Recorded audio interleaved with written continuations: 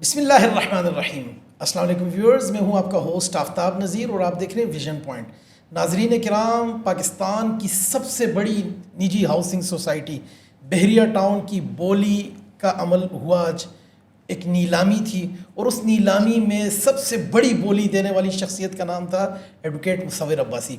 आज सारा दिन पूरे चैनल्स पे चलता रहा कि कौन है एडवोकेट मुसव्विर अब्बासी। ट्विटर पे ट्रेंड चलता रहा, फेसबुक पे हर कोई उनके बारे में जानने की कोशिश करता रहा। बहुत सारे इंटरव्यूज़ चले, बहुत सारी बातें गर्दिश कर रही हैं। आज हमने अपने स्टूडियो में एडवोकेट मुसव्विर अब्बासी साहब को दावत दी है और उनसे जानना चाहेंगे ये कौन है, ये सब कैसे हुआ, ये सारा अमल क्या था, इसके पीछे क्या जहनीत है, अब बहरिया टाउन का क्या होगा, क्या वो मुलाजमीन रहेंगे, उस इंफ्रास्ट्रक्चर का क्या होगा, क्या बहरिया टाउन अपनी उसी हालत में कायम रहेगा। और ये जो बातें हो रही हैं कि बहरिया टाउन को DHA टेक ओवर कर रहा है और ये नीलामी जो हुई है ये किस लिए हुई है, ये सब बातें जानते हैं। और हम ये भी जानते हैं कि एडवोकेट मुसव्विर अब्बासी हैं कौन, क्योंकि भांत भांत की बोलियां बोली जा रही हैं। तो हम डायरेक्ट पूछते हैं एडवोकेट मुसव्विर अब्बासी साहब से। बहुत शुक्रिया अब्बासी साहब, बहुत शुक्रिया आपने हमें वक्त दिया। अब्बासी साहब, सबसे पहले तो ये बताइए, सबसे पहले तो मुबारक हो आपको, बहुत बहुत मुबारक हो। बहुत सारी बातें गर्दिश में हैं, बहुत सारी कंट्रोवर्शियल किस्म की स्टेटमेंट्स भी आ रही हैं। हमारे नाजरीन को ये बताइए कि ये जो आपने एक इतनी बड़ी बोली लगाकर मलिक रियाज साहब के कीमती असासे को ख़रीदा है, तो क्या ये उन इफेक्टीज़ के लिए है, उन लोगों के लिए है कि जो मुतासर हुए हैं बहरिया टाउन से? सबसे पहले जनाब आफ्ताब साहब, मैं आपको ये बता दूं कि ये जो एक मार्केट में एक रूमर्स चल रहे हैं और एक अजीब सी एक फ़िज़ा बना दी है कि शायद कोई बहरिया टाउन को बेच दिया गया, ऐसा नहीं है। ये कुछ प्रॉपर्टीज़ थी जो कि किसी केस के साथ बहरिया टाउन ने ख़ुद आके हाई कोर्ट इस्लामाबाद के अंदर इसकी जो है ना वो लिस्ट फॉर्म की थी कि भाई ये हम एज ए गारंटी के तौर पे रख रहे हैं कोर्ट के सामने कि अगर वो प्ली बारगेन के अंदर वो रकम अदा ना की गई और आप इन प्रॉपर्टीज़ को नीलाम कर सकते हैं। ठीक है। ना तो ये पूरा बहरिया टाउन है, ना ही इसके पीछे कोई पूरे बहरिया टाउन के इंफ्रास्ट्रक्चर की बात है, ना ही इसमें पूरी किसी किस्म की कोई मैनेजमेंट की बात है। ये सिर्फ चंद प्रॉपर्टीज़ थी जिसकी आज बोली हुई, नीलामी हुई और ये ऑक्शन और ये लिस्ट बहरिया टाउन ने खुद आके कोर्ट के अंदर जो है वो सबमिट की और एज ए गारंटी के तौर के ऊपर दी कि अगर प्ली बारगेन में कोई बात नहीं बनती तो फिर ये हमारी प्रॉपर्टीज़ को जो है ना वो आप अटैच कर लें। और फिर उसका एक लीगल प्रोसेस है और वो फिर अटैच हुई और वो जब बात उनकी किसी स्टेज पर नहीं बन सकी तो हाई कोर्ट इस्लामाबाद ने उनके ऑक्शन के आर्डर कर दिए और उसके बाद जो है ना इन प्रॉपर्टीज़ की ऑक्शन हुई जिसमें मुख्तलिफ़ किस्म के बिडर्स ने हिस्सा लिया। और एक जो उसकी प्रॉपर्टी है जिसकी जो उनकी मार्की थी, जिसकी बिड मैंने दी और उस बिड को जो है ना हमने सक्सेसफुल जो है वो उसको जीता वहाँ से। और ये सिंपल से एक बात है कि वो एक प्रॉपर्टी की बात है और उसके ऊपर सोशल मीडिया पे और बहुत सी जगहों पे चल रहा है कि 57 कनाल रकबा बता रहा है, क्योंकि ऐसा नहीं है। इस 27 कनाल की पर्पस बिड एक मैरिज हॉल मार्की है बस, दैट्स इट। तो अब्बासी साहब, आप जब बेट करने गए हैं तो वहाँ क्या कोई आपके मुकाबले में भी था या अकेले आप ही थे? देखिए सोशल मीडिया पे जो चल रहा है हम वो पूछना चाह रहे थे। देखिए बात यह है कि बिड उस वक्त तक कामयाब नहीं हो सकती जब तक आपके मुकाबले में कोई दूसरा आदमी या दूसरा बिडर मौजूद ना हो। ये एक लीगल हिच आ जाती है, उस वक्त तक बिड नहीं होती। तो जो आपने ये सुना कि ये जो रिज़र्व प्राइस थी उससे 20 मिलियन ऊपर गई है, तो ये कंपटीशन हुआ है बाकायदा। ये ऐसा नहीं है कि किसी को बैठ के बंद कमरे में नवाज दिया गया या किसी को दे दिया गया, बाकायदा ओपन उसमें बिडर्स बैठे हुए थे। नैब के दफ्तर के अंदर ये जो ऑक्शन हो रही थी और उसमें तमाम ने बाकायदा अपनी बिड मनी से पहले भी एक प्रोसेस होता है, बिडिंग से पहले जब होती है कि आप अपनी बिड मनी का अमाउंट जो है वो बजरिया पे ऑर्डर जो है वो नैब में या उस मुतलका इदारे को जमा करते हैं और तब आप बिड में बैठ सकते हैं। तो जब 20 मिलियन ऊपर गई है एक प्रॉपर्टी रिजर्व प्राइस से, तो इट्स मीन ऐसा नहीं है कि किसी को नवाजा गया, बाकायदा वहाँ पे कंपटीशन हुआ और मेरे अलावा वहाँ पर और भी बिडर्स मौजूद थे।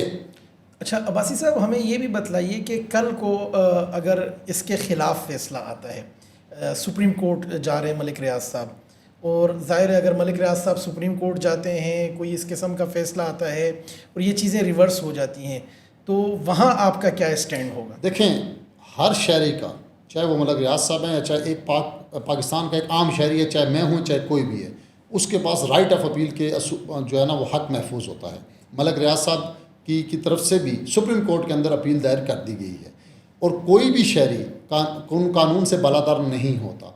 और कोई भी शहरी कानून से आगे नहीं होता, वो कानून की जो है ना पासदारी करता है। कल को अगर supreme court of Pakistan Malik Riaz साहब के हक़ में फैसला कर देती है तो बहैसियत पाकिस्तानी शहरी हमें वो फैसला कबूल होगा, क्योंकि ये एक क्लियर चीज़ कोर्ट की तरफ से है।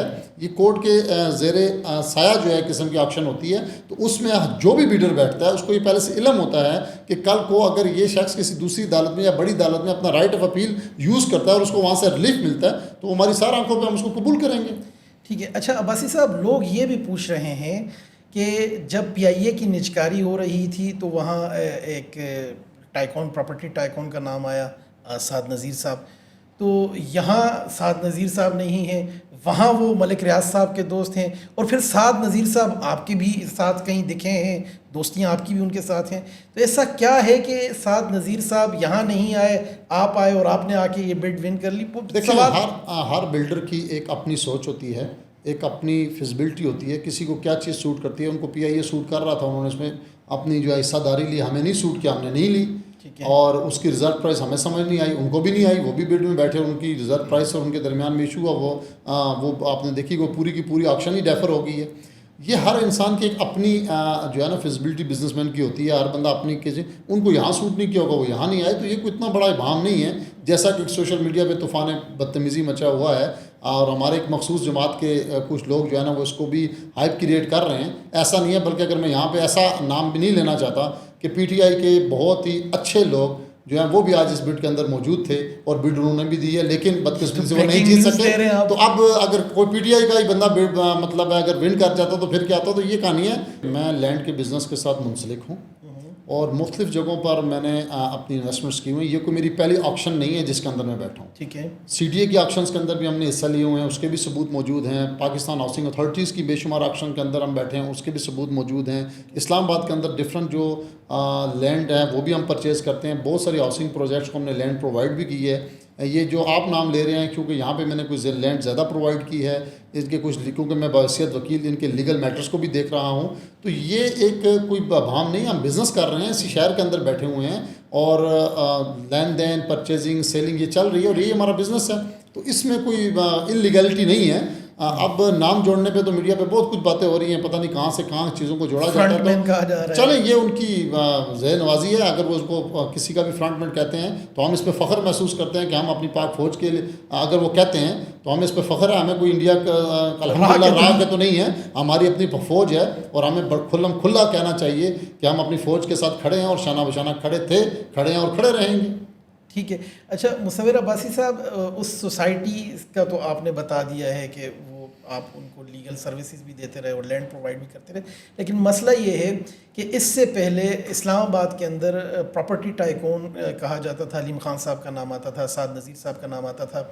हम चूँकि पर्सनली बहुत सारे लोग आपको जानते हैं, हमारे नाजरीन और बहुत सारे सोशल मीडिया पे लोग आज ग्रोक से पूछ रहे हैं, ChatGPT से पूछ रहे हैं कि मुसव्विर अब्बासी कौन है, और एक वेलफेयर ऑर्गेनाइजेशन कोई बूटा अब्बासी के नाम से, तो ये फलाही इदारा, क्या इसे भी आप ही रन? देखें, बात यह है कि सिर्फ और सिर्फ इस प्रॉपर्टी की हाइप क्रिएट होने की वजह सिर्फ और सिर्फ इस ऑक्शन की है कि ये मलक रियाज साहब के नाम के साथ मुंसलिक थी। ठीक है। वरना इस इस्लामाबाद के अंदर, इन इस्लामाबाद की कोर्ट्स के अंदर बेशुमार इससे 10 गुना बड़े हुजम और मालियत की प्रॉपर्टीज़ जो है वो आए रोज़ जो है वो ऑक्शंस होती हैं, कोर्ट के ज़रिए भी होती हैं, CDA की ऑक्शंस होती है। लास्ट टाइम अभी महीना पहले CDA की ऑक्शन हुई है जो बिलियन ऑफ रुपीज़ की हुई है, उसमें बहुत बड़े बड़े लोग बैठे हैं, किसी का कोई नाम नहीं है। ये एक छोटी सी मतलब प्रॉपर्टी है। अब आप ये देखें कि जो ये बिड हुई है, इसी जो आज की बिड के अंदर मुझसे ज़्यादा बिड भी लोगों ने दी है, लेकिन उनका नाम पर कहीं पर भी नहीं है, कोई ऐसी नहीं है। वो इतने बदनाम क्यों है? दूसरी देखिए, इसमें बदनामी 2 और प्रॉपर्टीज़ जो सब्जेक्ट टू की गई हैं, गैर मशरूत की गई हैं, उनकी अगर आप मालियत देखें और इस प्रॉपर्टी की आप मालियत देखें तो वो ऑलमोस्ट इससे बहुत, मैं ज़्यादा 40-50% ज़्यादा है उसकी मालियत है, लेकिन उनको डिस्कस नहीं किया जा रहा क्योंकि उसके अंदर कुछ इश्यूज़ थे। तो ये एक नॉर्मल रूटीन का प्रैक्टिस है, कहीं पर भी हो सकती है। और एक जो बिड कामयाब हुई है, आपने जो ये कोई बदनामी की बात नहीं है, जो बिड कामयाब हुई है वो डिस्कस इसलिए हो रही है कि इस मुल्क के अंदर कोई शक नहीं है कि मलक रियाज साहब ने प्रॉपर्टी को एक जिद्दत दी। मलक रियाज साहब ने इस मुल्क को लोगों को ये बताया कि कॉलोनियाँ बनाई कैसे जाती हैं उनकी, बल्कि मैं यहाँ पे ये कहूँ कि उन्होंने 30 साल तक इस मुल्क के ऊपर, रियल एस्टेट की इंडस्ट्री के ऊपर राज किया है और इस मुल्क की हुकूमतों और ऐवानों तक उनकी रसाई थी, तो ये बात गलत नहीं है। तो अब ऐसे शख्स की जब कोई प्रॉपर्टी, हालांकि इसकी कोई मालियत नहीं है, ना मलक रियाज साहब के सामने भी ये 550 करोड़ की कोई इतनी बड़ी इशू नहीं है, और इस शहर के अंदर खरबों की प्रॉपर्टियाँ नीलाम होती हैं, ये कोई इशू नहीं है। सिर्फ उनके नाम की वजह से और उनकी जो आजकल जो नायब के साथ और जो केसेस जो मामला, उसकी वजह से इसको एक हाइप मिली है।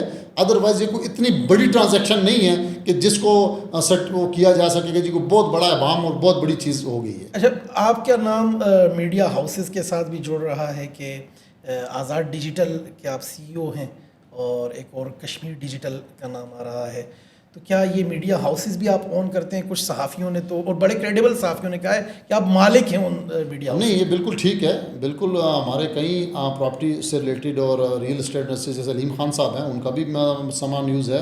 ऐसे ही साथ नज़ीर साहब हैं, अगर आप देखें तो उनका भी सुनो टीवी है। ऐसे बेशुमार कितनों के नाम लिए जाएँ तो सबके हैं। तो मैं इसमें कोई इनकार नहीं करता कि बिल्कुल हमारे भी हैं। हम इसमें तो इसमें कोई दूसरी राय नहीं है। जो हक़ है वो सच बात है, हमारे हैं, हम मीडिया से मुंसलिक हैं। अच्छा अब्बासी साहब, थोड़ा सा तब्दील करते हैं, हमारे नाजरीन जानना ये चाह रहे हैं आपका आबाई ताल्लुक़ कहाँ से है? देखिए, मैं मरी से बिलोंग करता हूँ और यूसी नंबल से मेरा ताल्लुक़ है। यूसी नंबल का गांव है अवाइन, उससे मेरा ताल्लुक़ है। ये लॉरेंस कॉलेज के साथ नीचे ही हमारी पूरी यूनियन काउंसिल है, वहाँ से मैं बिलोंग करता हूँ। और इस्लामाबाद आप शुरू ही से रहे? जी, शुरू से मेरी एजुकेशन और सारी जो एजुकेशन सारा कुछ इस्लामाबाद से ही है। बॉर्न ब्रॉट अप इस्लामाबाद से। ठीक है, तो ये प्रॉपर्टी के बिजनेस में आप शुरू से थे? कोई नहीं थे। मैं शुरू से ग्रेजुएशन के बाद से प्रॉपर्टी के बिज़नेस में हूँ। ये और इसको तकरीबन 20-21 साल हो गए इसी शहर के अंदर हम बिज़नेस कर रहे हैं। और जो लोग प्रॉपर्टी से मुंसलिक हैं वो मुझे बड़े अच्छे तरीके से जानते हैं। ये शायद मलक साहब की और कुछ ऐसी, आपको पता है आजकल सोशल मीडिया है, इस पर जो बंदा जो भी कह सके, तो ऐसी कोई बात नहीं। जो शहर में लोग रह रहे हैं वो हमें बड़ी अच्छी तरीके से जानते हैं। ठीक है, तो ये मकाम जो आपने हासिल किया, आज देखें जो भी आपके नज़दीक तो बड़ी छोटी सी बिड है, और मलिक साहब देखिए, मैं इस बिड के बारे में यहाँ तक कहूँगा कि हमने अभी कुछ, आप देख रहे हैं, कुछ अर्सा पहले यहाँ पे इस्लामाबाद के अंदर ही CDA में भी और हाउसिंग फाउंडेशन के अंदर भी हमने शिरकत की है, और इससे 3 से 4 गुना बड़ी प्रॉपर्टीज़ में शिरकत करके हमने वो बिड्स विन किया, लेकिन कहीं हमारा नाम नहीं आया। तो ये सिर्फ इसकी हाइप की वजह एक मलक रियाज साहब का नाम है, और नो डाउट उनकी बहुत बड़ी खिदमात हैं। और रियल एस्टेट के सेक्टर में हम अगर ये कहेंगे कि हम उनकी शागिर्दों की जगह हैं और हमने उनसे बहुत कुछ सीखा है, उनके विजन से, उनकी चीज़ों से, तो इसमें कोई मजाक नहीं। और मुझे इस कहते में कोई शर्म नहीं है कि मलक रियाज साहब का रियल एस्टेट इंडस्ट्री के ऊपर बहुत बड़ा एहसान है। ठीक है। अच्छा अब्बासी साहब, आपने ये जो 20-21 साल का सफ़र है, ये कैसा तय किया आज के नौजवान के लिए, थोड़ा सा आप बताना चाहेंगे? देखें, मेहनत करें और नेक नीति से काम करते रहें तो अल्लाह पाक आपको कभी भी नाकाम नहीं करता। आपके दिल के अंदर चीटिंग नहीं होनी चाहिए। आप मेहनत से लगे रहें तो इंशाल्लाह अल्लाह रब्बुल इज़्ज़त जो है वो आपको ज़रूर नवाजता है। अच्छा, इसके अलावा आपके कोई और भी हाउसिंग प्रोजेक्ट्स हैं, कहीं और भी आप लॉन्च कर? देखिए, मैंने आपको बताया कि ये ऐसी चीज़ें हैं कि आप इस्लामाबाद के अंदर देख सकते हैं कि हमारे अंदर काफ़ी सारी ऐसी चीज़ें हैं, बहुत सारे हमारे टावर के प्रोजेक्ट्स हैं, बहुत सारी ऐसी चीज़ें जो हम कर रहे हैं। ऐसा नहीं है कि हम अभी कहीं से उठ के तो पैराशूट की तरह आ गए और आके हमने वो चीज़ ले ली, ऐसा नहीं है। मैंने कहा इस मार्केट के अंदर जितने भी जो लोग हमारे कारोबार से मुंसलिक हैं वो सारे अल्हम्दुलिल्लाह में जानते हैं, और हमारा इस शहर के अंदर हम बैठे हुए हैं। कोई ऐसा नहीं है कि कोई पैराशूट के ज़रिए आया गया। ये एक सिर्फ मार्केट के अंदर एक बात की जा रही है। लोग हैं, अपनी राय है, और हर एक की अपनी राय, हम सारों की राय का एहतराम करते हैं और आप इसे एंजॉय कर रहे हैं? नहीं, देखें, बात यह है कि अगर कोई हमें किसी के साथ मुंसलिक करता है तो देखना ही होता है कि आपको कहाँ मुंसलिक किया जा रहा है। ठीक है, तो अगर हमें जहाँ भी मुंसलिक किया जा रहा है, हमें इस बात पे फ़ख्र है कि हम अपने पाकिस्तानी। अच्छा, कुछ आपके पुराने दोस्त, कुछ ऐसी तस्वीर भी गर्दिश में कि इमरान खान साहब के दौर में भी आप? देखिए, कोई हम, मुझे ये कहते हुए भी शर्म नहीं है कि हम क्यों एक किसी जगह भेजें कि बिल्कुल हम इमरान खान के साथ खड़े थे उस वक्त। हमने उनको सपोर्ट भी किया, हम बाकायदा उनके साथ शामिल भी रहे। लेकिन ये बात भी आपको बताता चलूँ कि जब इमरान खान साहब पीक पे प्राइम मिनिस्टर थे और अभी उनकी प्राइम मिनिस्ट्री को साल भी नहीं गुजरा था, तो हमने उस वक्त उनको छोड़ा था। हम बुरे वक्तों में उनको हमने नहीं छोड़ा, जब कहीं दूर दूर तक नामो निशान भी नहीं था कि इमरान खान के ऊपर जवाल आएगा। और बल्कि उस वक्त तो 10-10 साल की बातें होती थी। रिकॉर्ड पे हर चीज़ मौजूद है, हर चीज़ ऑन रिकॉर्ड मौजूद है कि जब इमरान खान अपने अरूज पे थे उस वक्त हमने उनसे राय जुदा की थी। अच्छा मुसव्विर अब्बासी साहब, हमारे नाजरीन को ये भी बताते चलें कि कोई ड्रामे का किरदार उस्मान हो तुर्क, वो भी आपके पास आता है, शहर के जितने भी मशहूर बड़े सहाफ़ी हैं वो भी आपके दस्तरखां पे होते हैं, और कई ऐसे लोगों को आपके साथ देखा गया है जो इस मुल्क की बागडोर चलाने में और उनका, तो ये सारे सिस्टम के लोग, और इतने पाकिस्तान की जहाँ भी बात आए, हिंदुस्तान में मार्का हक बुनियाद मरसूस आप हमने देखा कि लगातार 3 दिन जागते रहे और पूरा आपकी टीम वो सारा लगे रहे। तो ये देखें, जहाँ बात आएगी पाकिस्तान की सालमियत की, पाकिस्तान देखिए हमारा वतन है, हमारी मिट्टी, हमें इससे आगे कोई अजीज़ नहीं है। ठीक है, देखें, अगर आपने जैसे बात की कि इंडिया के साथ हमारा मामला, तो ये पाकिस्तान है, तो इस पाकिस्तान ने हमें नाम दिया है, इस पाकिस्तान ने हमें पहचान दी है, और इस पाकिस्तान के ख़िलाफ़, इसकी मिट्टी के ख़िलाफ़ अगर कोई भी बोलता है, कहीं भी बोलता है, तो हम उसके मुकाबले में खड़े होते हैं, और जो कुछ हम कर सकते हैं वो हम करते हैं, चाहे वो अपनी आवाज़ के ज़रिए हो, चाहे वो अपनी क़ुव्वत के ज़रिए हो, चाहे वो हमारे किसी भी जहाँ तक हम कर सकते हैं वो हम पहुँचते हैं, रियासती इदारों तक भी बात पहुँचाते हैं, कानून नाफिज करने वाले इदारों वालों तक भी पहुँचाते हैं। हम इस पाकिस्तान को हंसता बसता और खिलता देखना चाहते हैं। इसके ख़िलाफ़ उठने वाली चाहे कोई अंदरूनी आवाज़ है या बैरूनी आवाज़ है, हम उसके ख़िलाफ़ हैं, ख़िलाफ़ थे, ख़िलाफ़ हैं और ख़िलाफ़ रहेंगे। अगर कोई हमसे इस बात पर इख्तलाफ करता है तो करता रहे, हमें इससे कोई इतराज़ नहीं। चूँकि आप कश्मीर डिजिटल भी देख रहे हैं, आखिरी सवाल ये है हमारे नाजरीन के लिए कि 14 अगस्त पे पाकिस्तान के नौजवान को आप क्या पैगाम देते हैं, और अभी हाल ही में योम इस्तेहसाल कश्मीर 5 अगस्त गुजरा, और कश्मीर में जो हिंदुस्तान कर रहा है, इस पे आपका क्या पॉइंट? मैं अपने पाकिस्तान के नौजवानों को सबसे पहले एक बात बताऊंगा कि अपने मुल्क की कदर को सीखो। तुम दुनिया में जाके जहाँ मर्जी घूम लो, किसी गलत डी ट्रैक के ऊपर बातों पर आके अपने मुल्क के ख़िलाफ़ कभी मत इस्तेमाल ना होना, वरना आप पूरी दुनिया के अंदर इस वक्त हालात देख लें कि आपका मुल्क नहीं है, आपकी फ़ौज नहीं है, आपकी आज़ादी नहीं है, तो दुश्मन आपके साथ क्या करता है। आए दिन आप सोशल मीडिया पे इसराइल की कार्रवाइयाँ देखते हैं, कैसे लोगों को उसने दर-बदर कर दिया। शाम में आपने देखा, फ़लस्तीन में आपने देखा, इराक़ में आपने देखा, लिबिया में आपने देखा। ये आज जो कुछ भी है, जैसा भी है, हमारा मुल्क है, इसकी हिफाजत हमने करनी है। अपने मुल्क के ख़िलाफ़ किसी भी ऐसे शरपसंद अनासर के साथ मिल के अपने मुल्क के ख़िलाफ़, अपने रियासती इदारों के ख़िलाफ़, अपने कानून नाफज करने वाले इदारों के ख़िलाफ़, हाँ, हम नहीं कहते कि सिस्टम सारा ठीक है, सिस्टम के अंदर बहुत सी बुराइयां भी हैं, सिस्टम के अंदर बहुत सी जुल्म भी हुए हैं, ज़्यादतियाँ भी हुई हैं, लेकिन इन सब के बावजूद जो आप आज़ादी का सांस जी रहे हैं, आपके बच्चे जी रहे हैं, आपके वालिदैन जी रहे हैं, आपकी फैमिलीज जी रही हैं, ये आज़ादी का सांस आपको दुश्मन को परवान चढ़ा के कभी नहीं मिलेगा। चाहे कुछ भी हो जाए, अपने मुल्क और अपनी वतन की मट्टी से मोहब्बत सीखें और इसके साथ खड़े रहें। बहुत शुक्रिया, बहुत शुक्रिया, बहुत शुक्रिया अब्बासी साहब। नाज़रीन इकराम, आपने देखा एडवोकेट मुसव्विर अब्बासी साहब के जिनके दिलो जाँ में पाकिस्तानियत कूट कूट कर भरी पड़ी है, और आज के नौजवान को जो उन्होंने पैगाम दिया, यकीनन उसमें मोटिवेशन भी है, इंस्पिरेशन भी है, और आज का नौजवान भी एडवोकेट मुसव्विर अब्बासी बन सकता है अगर मेहनत करे। देखते रहिए विजन पॉइंट।